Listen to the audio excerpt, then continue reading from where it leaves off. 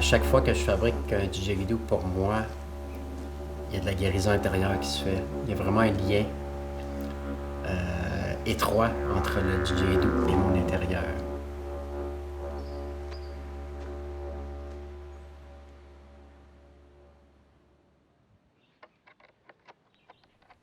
Non, c'est pas dans ma famille que j'ai retrouvé tout ça. Nous, on a été élevés vraiment dans la religion catholique, très serrée, là.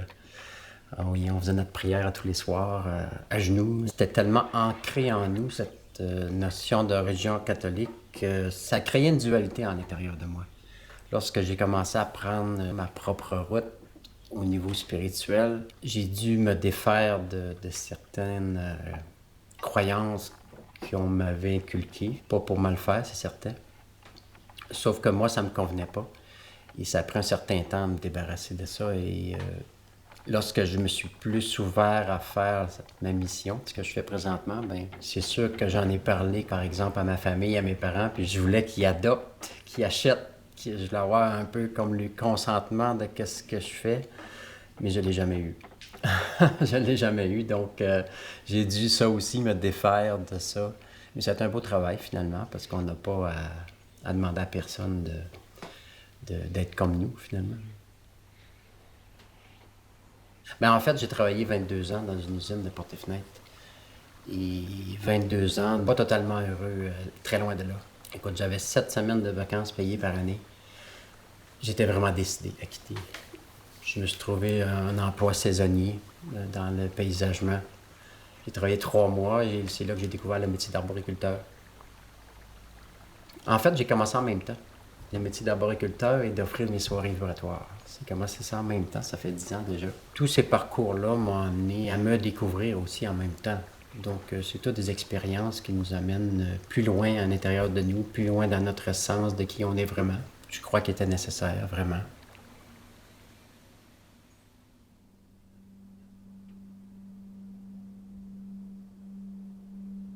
Je me souviens, dans mes premières soirées que j'offrais, les gens partaient carrément en astral. Et à la fin de la séance, ils revenaient pas, là. Et je devais partir physiquement, aller mettre ma main au plexus solaire, puis leur parler, puis lui demander de revenir dans leur corps physique. Au fil du temps, ça s'est transformé tranquillement. J'ai rajouté des instruments plus terre à terre pour venir apporter plus d'équilibre, je dirais. C'est sûr qu'en même temps, lorsque c'était très, très, très élevant, ben, j'étais moi-même pas très ancré. Pour ma part, plus qu'on est ancré, plus qu'on peut s'élever consciemment.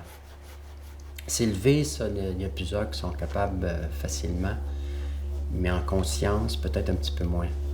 On a choisi de s'incarner sur Terre, donc il faut être ancré à la Terre.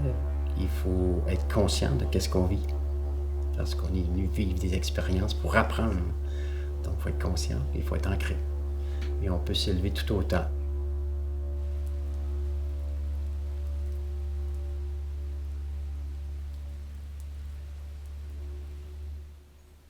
Bien, premièrement, je ne suis pas quelqu'un qui cherche à créer des harmonies. Je laisse l'harmonie se créer d'elle-même par la présence du moment, par ma présence. Le son, la vibration de l'instrument passe par tout mon corps. Et ensuite, je porte, j'appelle ça comme ça, moi je porte la vibration et là je transmets. Je suis en mesure, quand je porte la vibration, de vraiment transmettre cette vibration-là aux gens, à l'auditoire qui est là en avant de moi. Alors cette vibration-là peut me faire toucher à quelque chose de très céleste, elle peut me faire toucher à quelque chose de très terrestre, elle peut m'emmener à l'intérieur, au plus profond de moi, dépendamment de ce que je fais, dépendamment du moment. Et cette vibration-là me permet de, en fait, le mot est grand, mais de guérir des parties de moi. Et si je peux guérir des parties de moi, ben ça peut guérir des parties des autres aussi. C'est comme si la vibration vient apporter l'équilibre des parties de nous qui sont en déséquilibre. Et c'est sûr, s'il y a des zones de tension, ben, souvent il y a des émotions qui sont logées là. Alors on vient déloger ces émotions-là pour plus de légèreté.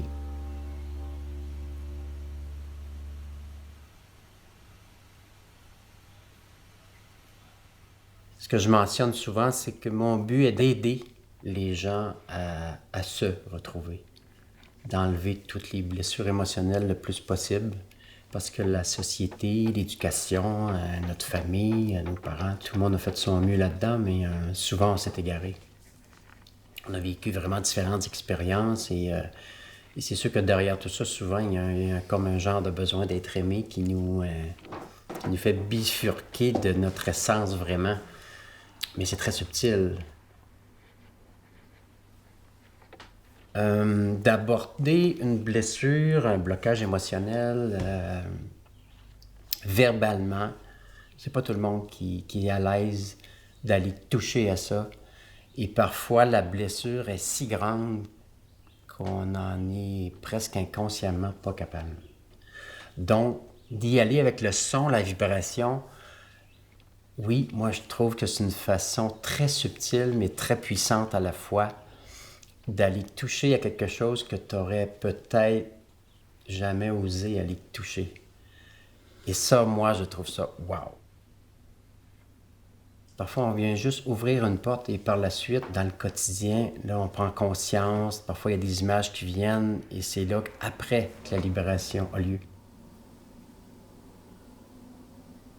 Quand tu commences à fabriquer un instrument comme ça, finalement, tu l'as toujours dans ton intérieur de trouver un beau morceau de bois, un morceau qui te parle intérieurement. Je prends toujours des morceaux d'arbres qui sont morts, qui en principe n'ont plus de vie.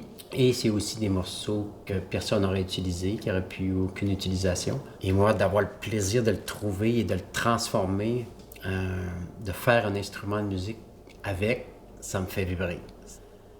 Et ce qui est encore plus fascinant, on peut aller vraiment plus loin que ça, c'est que ce morceau de bois-là qui était mort va avoir une mission. Ça me fait vibrer encore plus. C'est comme s'il reprend vie au fur et à mesure que je le travaille.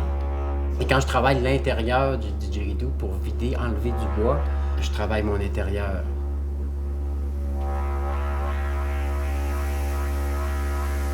J'enlève ce qui doit être enlevé, ce qui n'est plus d'affaires là à l'intérieur de moi. Et quand je le termine, je dirais qu'il y a presque une âme pour moi. Il est vivant, il y a une mission à faire. C'est vraiment, on part de loin de l'arbre qui était mort jusqu'à un instrument qui va aider des gens. C'est presque émouvant.